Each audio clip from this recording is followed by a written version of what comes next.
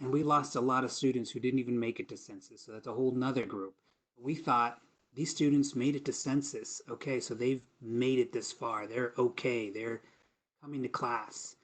But when we conducted those focus groups, the biggest takeaway from all of us was how incredibly vulnerable these students were still. Were still so vulnerable. The way we described it is they were hanging on by a string.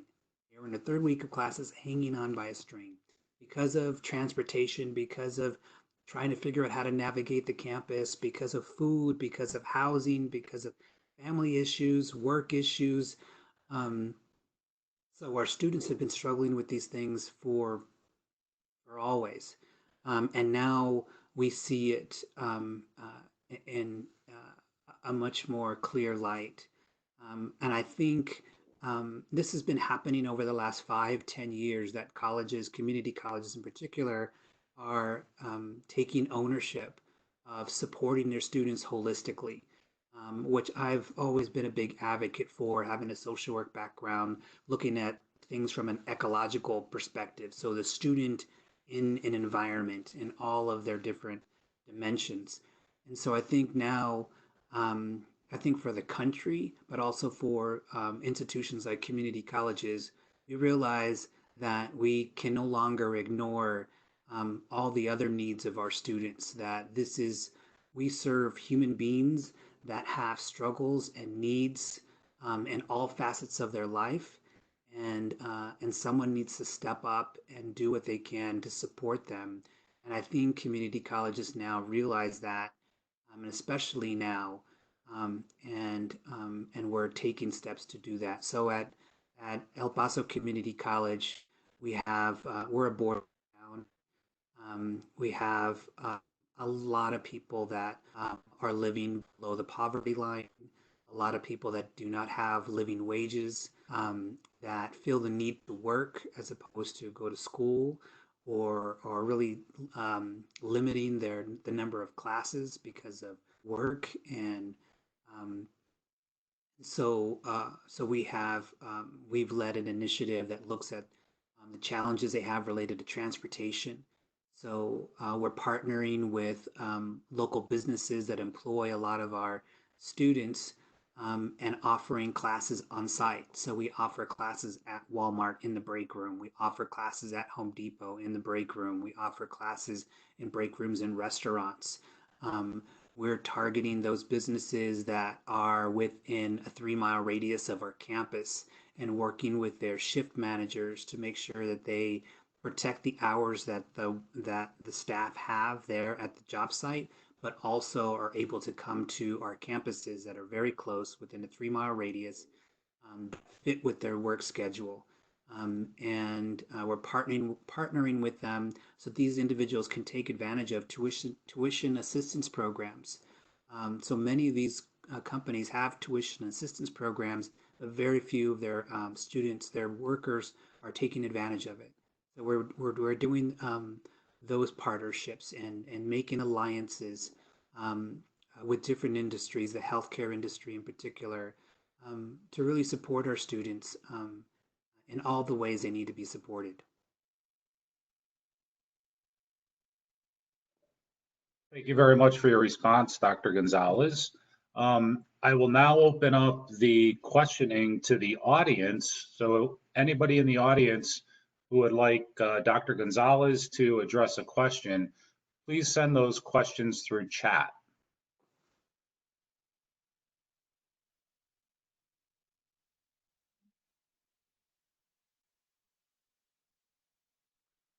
Okay, received a question. So for you, Dr. Gonzalez, many of us are concerned about what will happen to capital, its role, identity, uniqueness, even its existence, if the Board of Regents one college plan is realized here in Connecticut. Can you please speak to this concern? Great. I've thought a lot about that as I considered my application materials for Capital Community College. And the big question on my mind was how much of this is driven external to the community and how much of it is driven internal. And it appears that it's more external driven than it is internal driven. Um, and for me, the biggest commitment would be what can I do to facilitate a healthy organization where that students feel like they're having a good experience, the staff feel like they're respected and they're heard, the faculty feel that this is a place where they can do effective teaching, and that the college has a sense of agency. And I think that would be my role, is to be able to communicate um, the agency that the college, that the campus needs to be able to do its job. And so I go back to making sure that I can speak to the voice, the concerns of students, of staff, and faculty, and be able to ensure that the campus has what it needs to do its job. And I think what's led to what I've read, what's led to this is declines in enrollment. So I've done a lot of work in enrollment. I think there are many things that can be done to increase enrollment that we often don't think about, um, and um, and things that I'm implementing here to have an impact on enrollment. So there are kind of two populations that I think are really important.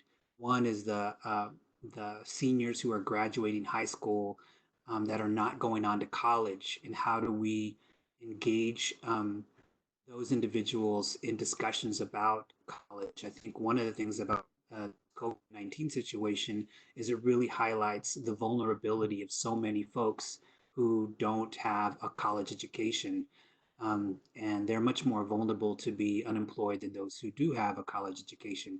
Not always, but there's more data in that direction.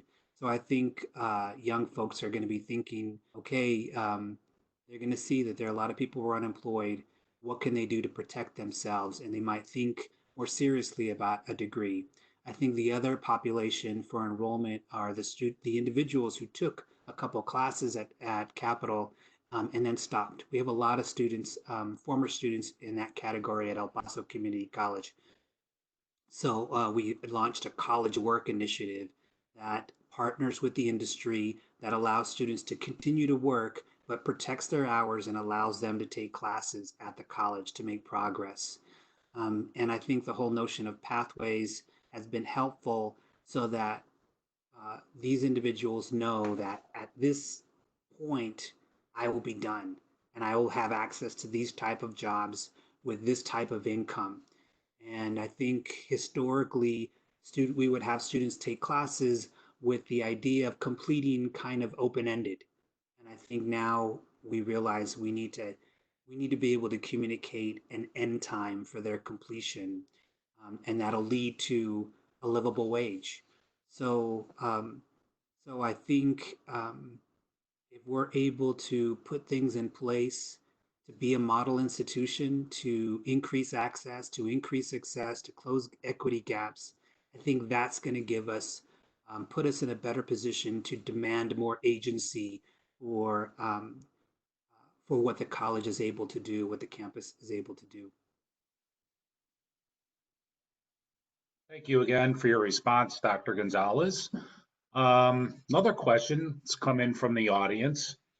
Can you give an example of a tough decision you've had to make as an academic leader and what you have learned from that experience? Many tough decisions, especially now. Many tough decisions. Um, and tough decisions are obviously in a certain context. Um, uh, right now we're there's so many unknowns, especially about our enrollment and our budget. So right now, I'm making very tough decisions almost weekly. Um, and honestly, I'm just I'm advocating and fighting a lot for our part-time staff, and for all of our staff. We're significantly down in summer enrollment given all that's happening, and the president and the board are going to have to make some decisions in the next 2 to 3 weeks regarding our staff for the summer. So, we were able to receive our allocation for spring semester, our tuition and fees for spring semester. So most of our staff are still working, and we're able to transition people to online. And I think that was the one thing that I did as quickly as possible. I looked at all of our systems, our online systems, and we had two that we could use to provide services online. And we were a culture where we would just have students come to campus, and it was very much face to face. And we had to transition very quickly to provide services online in a consistent way that was effective, that we could track with data. And I'm like, okay, we can do this. We can get it going. Working with my team, we talked about a plan, put it in place, and we were going to be able to get it up in a week. Working with IT. Um, and I think a lot of people were like, I don't really know if that's going to happen. So the question was, what are we going to do with our staff that don't have anything to do? Can we continue to pay them? And I was like, absolutely, we're going to be able to get up at full capacity and serve our students, because we have lots of things to do to serve students in this new format. So we galvanized, got together, were able to put a system in place that communicated to the president that yes, we're going to be able to get everyone to work at full capacity. And with that, he's like, okay, we're going to continue to provide um, um, uh, payments and continue to pay all of our staff, whether they're staff and faculty, whether they're full time or part time. But now we're hitting summer, and summer we're down significantly. And so now the question is, what are the different scenarios if we go down 30%, 20%, 10%? So now it's an issue of enrollment. So yesterday we started our video conference campaign where we were going to be meeting with about 4,000 high school seniors. So now we're completing that process again, but all virtually.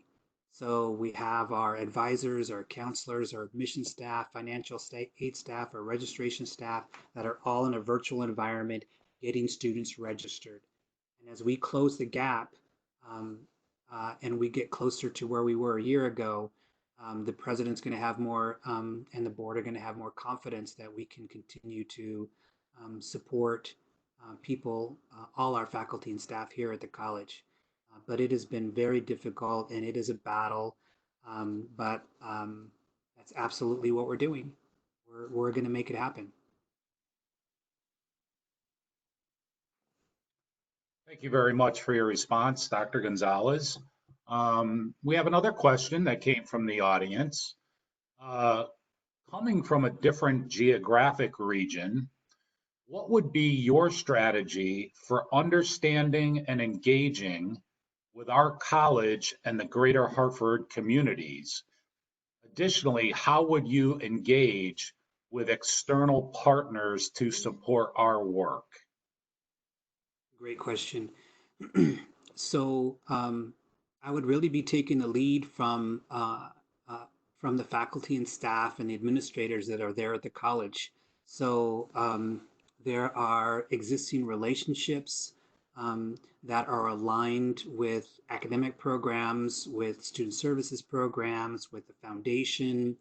Um, and so I would be taking stock of all of those relationships and engaging myself and being introduced to all of those community members and anchoring it in um, once we get an understanding of what the challenges and the concerns are, that would be step one for me. Then we start identifying, well, what is it that we can achieve, and what resources do we have for us to do that. And our relationships, our external relationships, is a key, powerful resource for it. So, as to give you an example, here in El Paso, we're in a border town. We have lots of students that cross from Juarez. So I go to Juarez to understand what resources are there, what partnerships are there, what universities are there. And so we have articulation agreements with some post-secondary institutions from Juarez. We have an additional Borderplex regional alliance that focuses just on the border in terms of education and economic development. So there were things in place that already existed, and so I just immediately attached myself to those initiatives, and then was part of the conversation about what next. Where are we at right now? What were the goals that were set in terms of the regional border initiative, and how does it fit into what the college is trying to do? So for the regional border initiative, the goal is to get 60% of the residents in the border area to be in post-secondary education by 2030. Like, okay, that fits exactly what we're trying to do with the college. And then we utilize each other's resources to facilitate that process, to get the word out about financial aid, to facilitate the registration process. I think the other partnership that's been very strong here is our partnership with the healthcare industry. We have lots of hospitals, lots of needs for bilingual medical professionals, and we're one of the primary resources to prepare and train that population. So we have an excellent relationship with our healthcare partners in terms of internships, externships, presentations where they come in and showcase the technology and equipment that they use in the hospitals. We're now donating some of our ventilators to hospitals um, uh, to handle the surge that we're seeing right now in El Paso. So we have good relationships, and so I would look to see what those relationships are, um, uh, and working closely with the people that have established those relationships at the college to create alignment for our shared goals.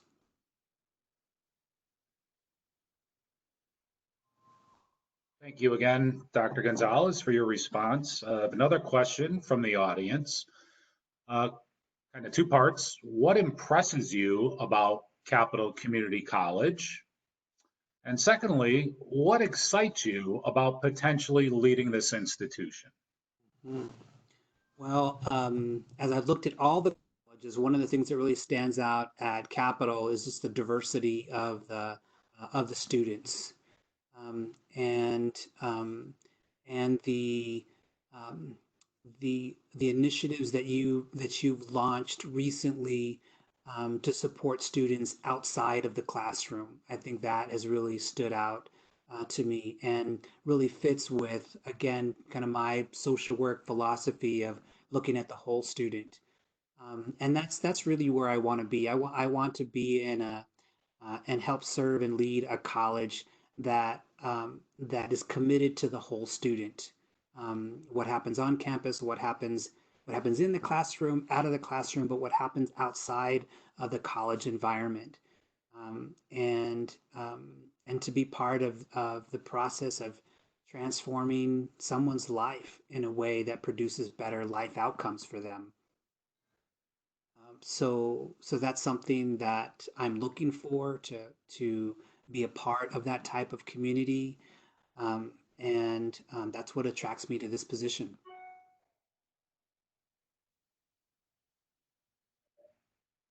Thank you, Dr. Gonzalez, for your response. Had a question from someone who could not be in attendance today. Is from a faculty member that I wanted to make sure you addressed. Of the approximately 270 instructional faculty at Capital, for every one full-time faculty member, we have 3 part-time faculty members. What is your position on the preponderance of part-time faculty at community colleges nationwide? Is it sustainable? And more importantly, is it in the best interests of the college and its students? Uh, Absolutely great question. There are a couple things I think about. I think this is probably one of the most important discussions going on right now in higher education. And I'm a big advocate for addressing it. A couple things. Um, Part-time faculty um, uh, need to be able to have access to a livable wage. And when we talk about living wage, and we look at our part-time faculty, we have too many part-time faculty who, with their load, are still not making a living wage, and so and don't have access to consistent health care.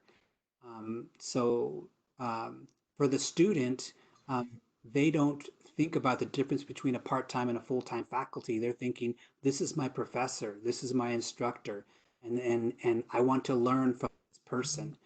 Um, and so we need to um, treat our part-time and full-time faculty equally when it comes to respect, when it comes to decision making, when it comes to shared governance. They have just as an important role and are critical as any other faculty member on the college campus. So the question is, how do we support all faculty, whether they be full-time or part-time?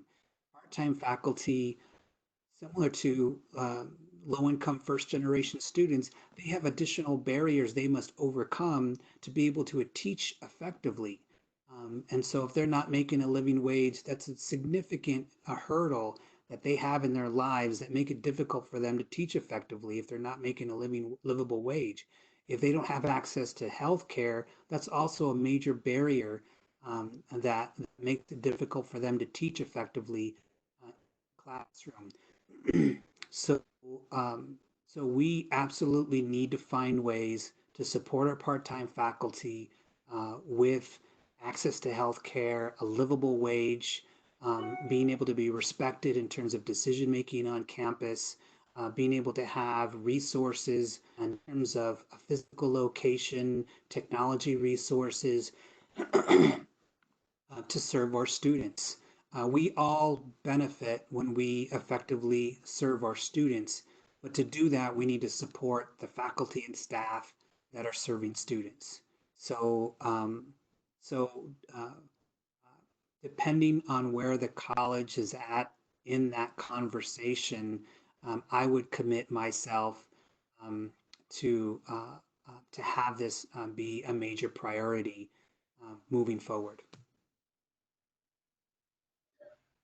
Thank you again, Dr. Gonzalez, for your response. We have plenty of questions to help us fill the remaining 15, 20 minutes or so.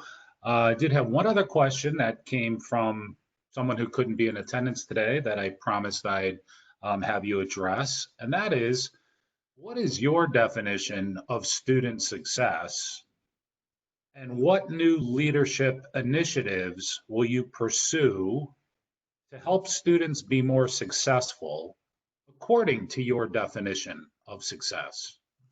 Mhm.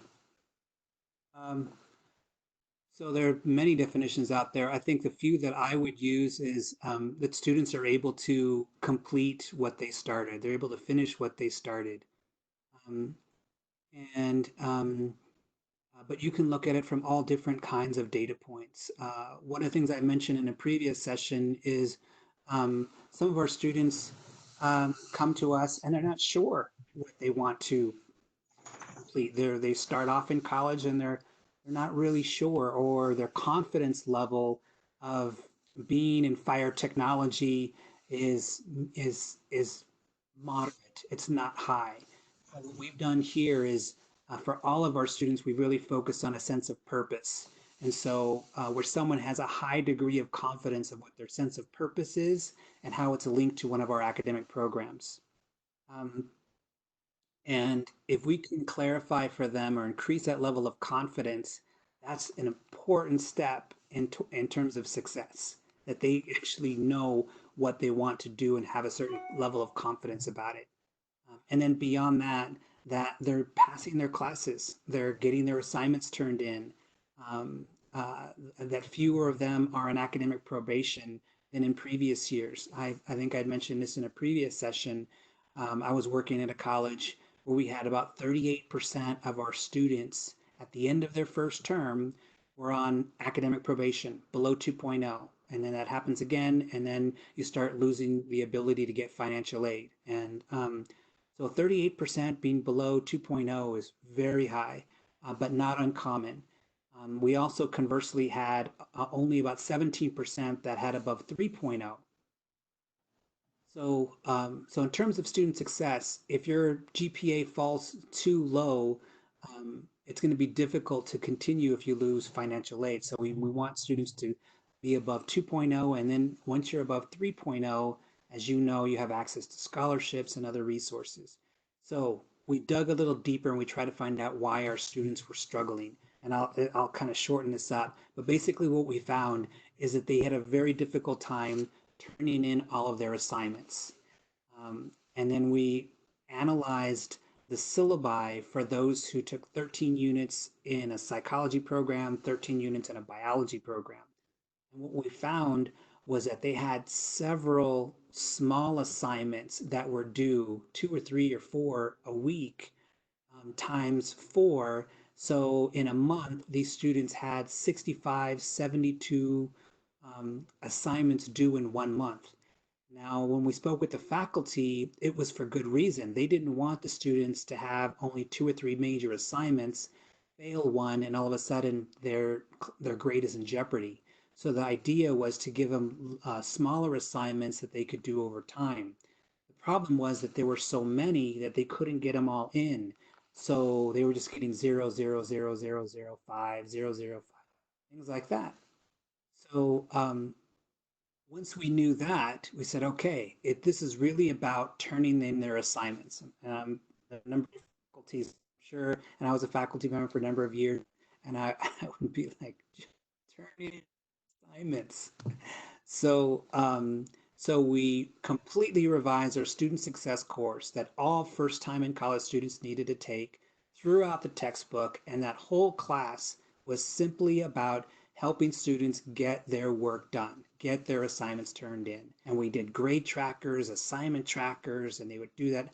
And so next thing you know, we're having students turn in their assignments, getting things done, doing better in their quizzes, exams, and we flipped the outcomes where instead of 38% of students who were below 2.0, we had 38% of our first time in college students that had a 3.0 or above. And then only 17, 16% of them had below 2.0, which is still not great, but much better than it was before.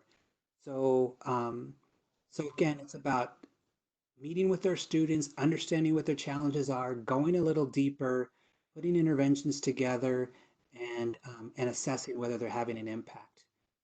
But this needs to be community driven and not driven just by 1 or 2 people. Thank you again, Dr. Gonzalez, for your response. Um, Assuming that you are chosen as the next CEO of Capital Community College, um, what would be the most important benchmark you would look at the 60-day mark to determine whether you're heading the institution effectively, leading it effectively or not? So the most important benchmark in the first 60 days. Okay, so I think 60 days is really quick, but I think at the end of that time, I would want folks to feel like I'm communicating effectively, that they're hearing from me, they're understanding what the issues are, they're receiving updates from me about the status of the college, the status of what's happening in the system. They would know that a process has began to have their voices heard in a systematic way, in a comprehensive way. I would hope that I would begin to be reporting out what I'm hearing from the different constituency groups, and that they would know that reporting out of concerns and voices and perspectives is the first part of a longer process of moving forward, in a community-driven way, and that I would be able to effectively communicate that and show progress by the 60-day mark. Thank you, Dr. Gonzalez, for your response. Next question. Assuming you're chosen as the next CEO of Capital Community College, your responsibilities will lie in a deeply matrixed organization as a result of Connecticut's Students First consolidation of all its community colleges. How will you balance the needs and concerns of faculty, staff, and students versus the directives of the system leadership who you will need to report to? So I would present it this way to the system leadership. I think from what I've heard, I think it's safe to say that we can work with this assumption. And the assumption is this: it's that the system exists to serve the campuses, the college. So, and not the other way around. And it's my role to be able to articulate the needs of the students, the staff, and the faculty, and to be able to say, this is what we need in terms of technology, this is what we need in terms of institutional research, this is what we need in terms of human resources, professional development. This is our plan. This is our community-driven plan. These are the people that are involved. That it would be my expectation that I can articulate how the college, the campus is going to move forward, and that I can articulate what support we need from the system to be able to achieve what we need to achieve. That we're driving the future for the college and the campus, and that's I think the system leadership. They want to see increases in enrollment. They want to see increases in success. They want to see closing of equity gaps. And I think we can uh, work collaboratively, focusing on those three outcomes. But I think absolutely this needs to be community driven, campus college driven. And even though we're in this, going through this new um, system-driven structure. So even though there's this new system-driven structure, the assumption that the system needs to support the campuses and the college, I think, is a fair assumption, an assumption that I would expect from the system leadership. And thank you very much, Dr. Gonzalez, for your response. That concludes the official questioning of this forum. I now would like to give you, 5 to 10 minutes as an opportunity to make any final remarks that you feel will help better inform us of your ability to effectively lead Capital Community College. Okay. Well, thank you all for giving me some time this afternoon to speak with you and to respond to your questions. I have a sense, and I know I need to do to receive more feedback, significantly more feedback, to understand your concerns and your desires to have control over the future of your institution. So that would be my goal, my priority, to begin there, to begin with hearing your concerns and your perspectives and your ideas, to take control, to have agency in terms of the future direction of the institution. And I would be excited and honored to help you in this process. So thank you so much. I appreciate your time. Thank you very much, Dr. Gonzalez. For those in attendance today, you'll receive a follow-up email that has a video recording of this forum and an online survey for you to fill out. I ask that all of you take the time this week to fill out this survey. Thank you all for attending, and please stay safe. Have a good day. Bye, everyone. So we meet again at noontime, Dr. Gonzalez, and that'll be with student forum. Sounds good. I'll be here. Okay, hopefully no glitches next time around. Good job. Okay, thank you.